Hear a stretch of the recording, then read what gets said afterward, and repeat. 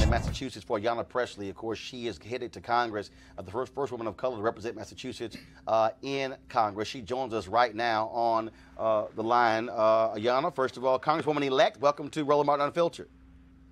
Thank you, Roland. Obviously, it was a big night for you, a big night for others like Jahana Hayes as others. There are several African Americans who won last night, and obviously you must feel good. But what does it feel to also be a part of the largest class of black members of Congress in American history? Incredible, stunning, and deserved.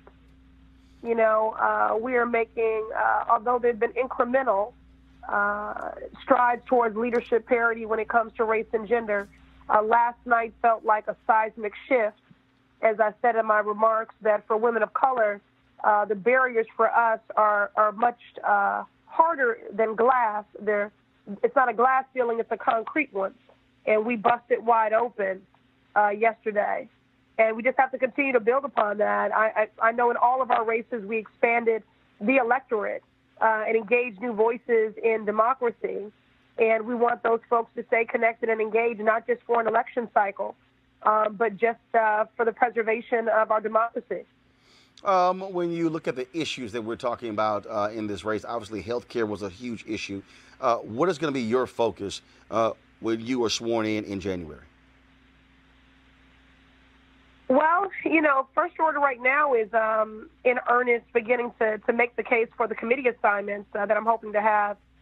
Education and workforce, judiciary for criminal justice reform, because there does appear to be, although for different reasons, a bipartisan appetite for criminal justice reform, and also for the subpoena power and investigative reach of judiciary.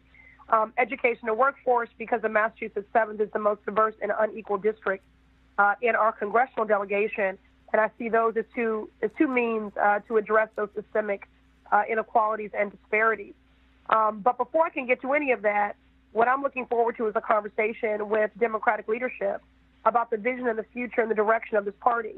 I think our races were key to our entering a Congress that is in a Democratic majority.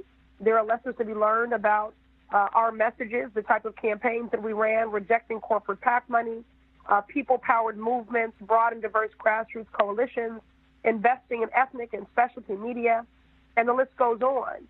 I think we demonstrated an aspirational vision and a strength of courage, and people responded. And so it was less a referendum against the hate coming out of Washington, but really more a mandate for hope. And that's what we have to do a better job as a party, is lifting up what we are for, not simply resisting. I think our closing argument of health care was spot on. And in the races where we came up short, it is not because our candidates were not compelling or inspiring or didn't run effective campaigns. It's that they were drowned out by the hate and the fear-mongering of the current occupant of the White House, which has fanned the flames of polarization in our country. Gotta ask you this. There's a lot of conversation out there in terms of the next Speaker of the House, whether or not that should be Nancy Pelosi. Have you made a decision whether you will support Nancy Pelosi as Speaker of the House? Do you want to see an African American become Speaker of the House? I'm not sure who all will be putting their names forward. But certainly I think we all benefit from. We have been toiling in the vineyard of democratic and electoral politics for a long time. And I think we are certainly deserving of representation at all levels. I don't know who's going to put their name forward, but again, I think it's a premature conversation.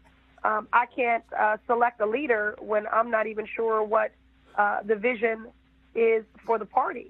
I wouldn't hire a principal for a school if we weren't clear on the values and mission statement for the school. And so we've got to get straight on the values and mission statement of our school, the Democratic Party. All right.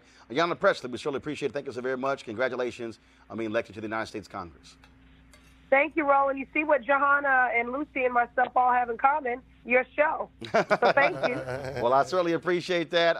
And of course, we've had you on. We'll try to get Jahana on. So we're trying to get all the black folks who were elected last night on the Roland Martin Unfiltered. But we appreciate it. Thanks a lot.